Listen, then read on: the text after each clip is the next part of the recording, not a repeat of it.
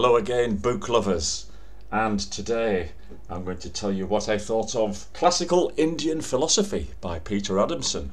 This is a series that I've been following with enthusiasm, and this has been the most difficult of the three books so far.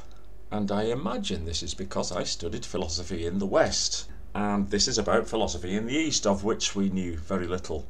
At the end of this book there is the suggestion that Greek philosophy found its way to India, or vice versa. Certainly some ideas came the other way. How could they not? But the fact remains that philosophy was considered an imported thing. It was known by the Greek name in Hindi, for example. They had something different. What was it? Was it a religion? Was it the Mahabharata? Was it the Rig Veda? Was it the... Well, that's where we start, basically, because the existing philosophy is encapsulated in these great myths. So the first part of the book is about the Vedas and the Upanishads. Find the familiar, to us at least, sketchily familiar concept of karma, and after quite a few intense chapters covering hundreds of years, we get to Buddhism. Not that it's chronologically ordered, but the Buddhist strand begins to be woven into it here.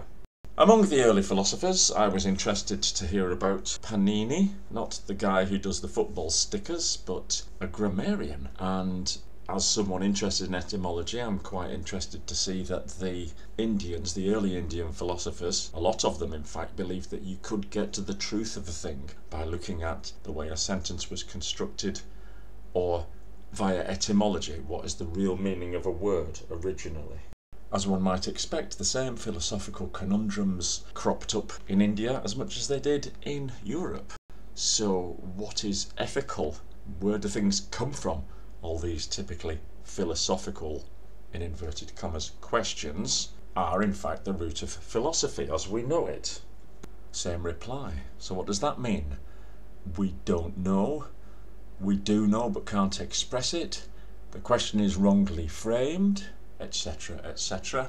I know I'm throwing a modern hat on these questions, but there you go. In essence, they're the same. One of the ideas that stolen from this Indian school of philosophy that I already knew about, mainly due to being a vegan, is the concept of Ahimsa, which is not doing harm. Of course, us vegans, we extend that to animals as well. We're probably as hypocritical as anybody, but that's what we try to do. And in essence, again, as with the Greek philosophers, these early Indian philosophers take the idea of philosophy as to be answering this question: how do you live correctly? Now, I've just started the Hellenistic tome in this series, and already I feel more on home ground, even though there's a lot of old Greek names in there. At least I don't have to go to a dictionary to find out more about them. Not that this book leaves you short.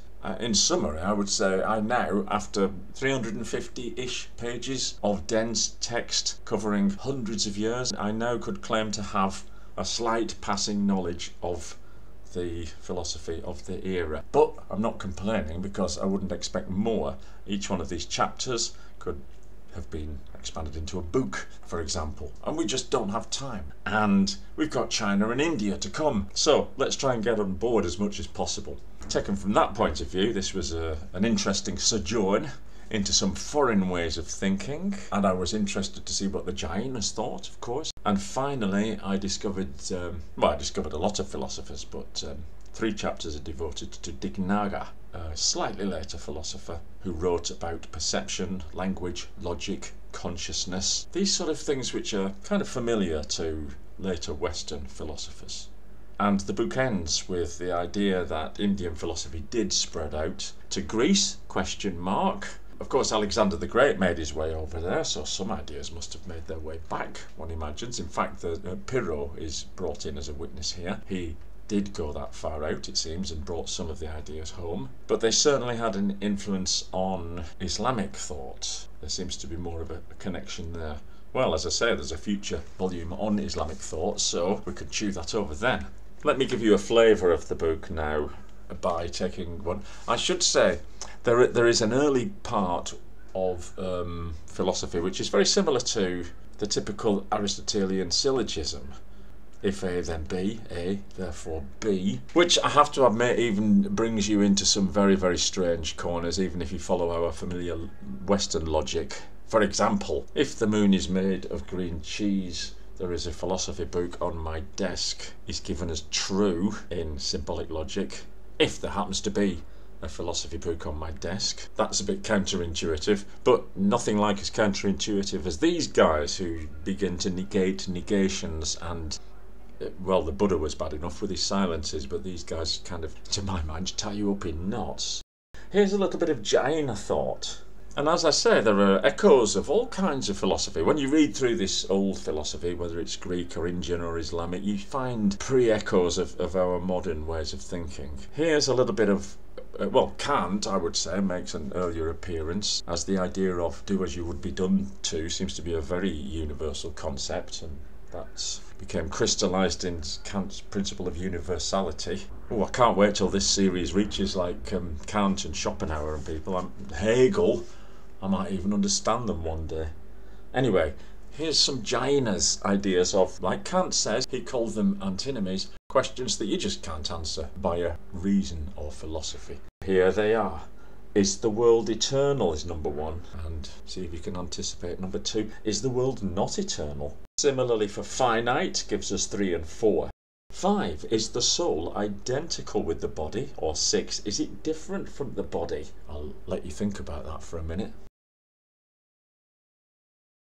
Does the Buddha exist after death? Does he not exist after death? Does he both exist and not exist after death? And does he neither exist nor not exist after death?